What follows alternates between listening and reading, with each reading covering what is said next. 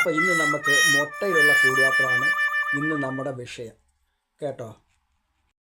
പരീക്ഷണം മതിയാക്കൂ. ദുഷ്കർമ്മി മറവിലേക്ക് പുറത്തു വരൂ. തേങ്ങ ഉടക്കി സ്വാമി.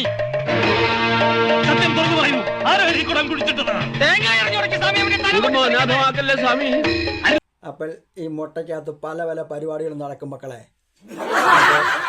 ഈ മുട്ടയ്ക്കകത്ത് പല പല വരകളും കുറികളും ഇട്ട് സ്വാമിമാരും മുസ്ലിയാക്കന്മാരും ഒക്കെ കൊടുക്കുന്നുണ്ട്.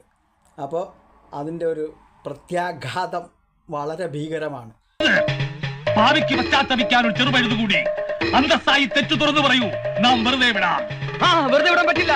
മന്ത്രവാദി ചതിക്കല്ലേ. അപ്പോൾ നമുക്ക് അങ്ങനെ ഒരു കാര്യത്തിനെ കുറിച്ച് കണ്ടാലോ. അപ്പോൾ ഇന്നെൻ്റെ വിഷയം മുട്ടക്കൂടുപാത്രം. അപ്പോൾ നമുക്ക് വീഡിയോയിലോട്ട് പോയാലോ. വാ.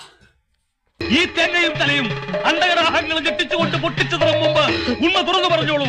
ഇനിയും ക്ഷമിക്കാനാവില്ല. പൊട്ടിക്കണോ എങ്കിൽ അനുഭവിച്ചു. ഞാൻ പൊട്ടിക്കാൻ പോകുന്നു. ഇപ്പൊ പൊട്ടിക്കും.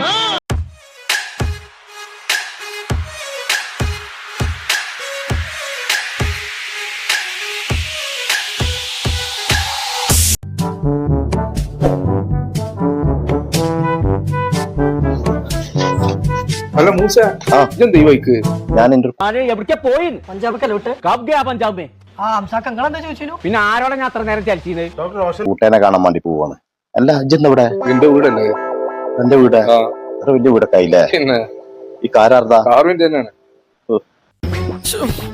എന്റെ ഓർക്കം പോയി. അത് ശരി, അപ്പൊ ഞാൻ ഔട്ടായി. അനക്കെന്താ പരിപാടി? എനിക്കിപ്പോ പ്രത്യേകിച്ച് പരിപാടിയൊന്നും ഇല്ല. ശരി, കാണാം.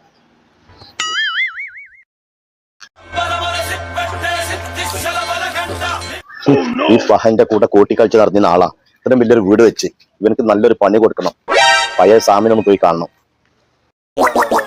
ശശിയേ, നല്ല ഇടി വെട്ടുന്ന ലക്ഷണം ഉണ്ടല്ലോ. ഒരു പാമ്പ് കടി കൂടി പ്രതീക്ഷിച്ചോ?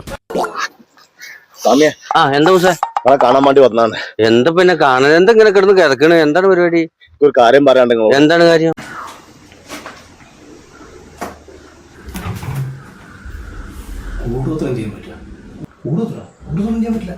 എന്റെ കൂടെ കൂട്ടി കളിച്ചിരുന്ന ഒരു പഹണ്ട്.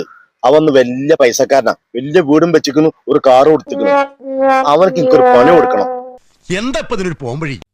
പഴയ പണിക്ക് നിർത്തി. നിങ്ങൾ അങ്ങനെ പറയല്ലേ. ആ പഹനക്ക് എന്തായാലും പണി നിങ്ങൾ കൊടുത്തേ പറ്റോ.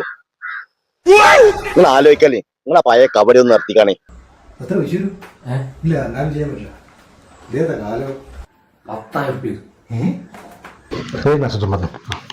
എന്റെ പൊന്നാര മൂസ, കബഡി ഒന്നും പേൽക്കണില്ല.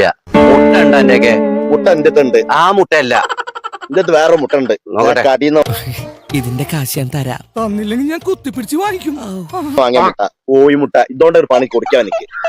ഈ മുട്ട ചിലപ്പം വർക്കാവും. മൂസ സങ്കടപ്പെടണ്ട, മുട്ട ഉണ്ട്, ശരിയായിക്കോളും.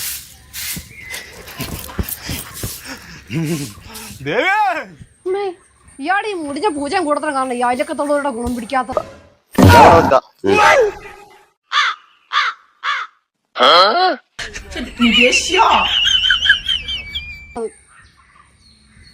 ഈ മുടിഞ്ഞ കൂടത്ര കാരണം ഇങ്ങനോടെ പണിക്ക് പോകാത്തത്.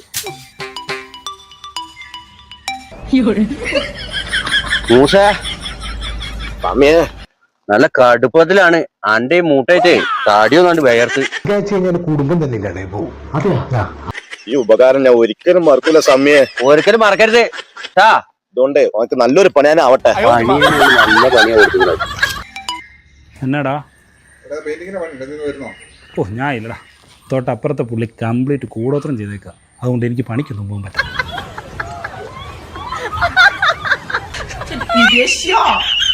ഇതവിടെ മൂസല്ലേ വരുന്നേ? എന്താ മൂസ താറാ വരുന്നേ?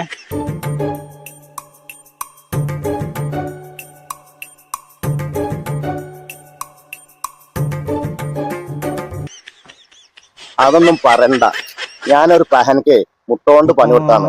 ആ മുട്ടേനെ എനിക്ക് തിരിച്ചൊരു പണി തന്നെ.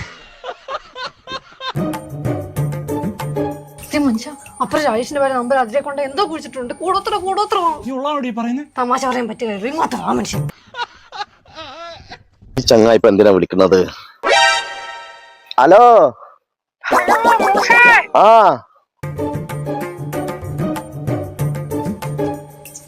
അല്ല, ഈ കൂടോത്തരം കുടിച്ചെടുത്ത് എന്റെ തലവരും പൊട്ടിത്തെറിക്കും. തന്റെ അല്ലേ അതുകൊണ്ട് ഇവിടെ കൂടൊന്നും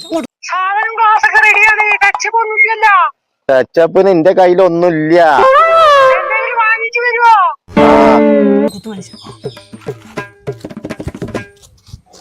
എന്റെ അടുത്തൊരു കോഴിമുട്ട ഉണ്ട്, അത് മതിയാ? എന്നാ ശരി, ഞാൻ വരാം. അമ്മയുടെ ഭാവേ ഇപ്പൊ തെളിയി തരാലോ. കൊച്ചിന്റെ അപ്പിക്കുത്തല്ലേ.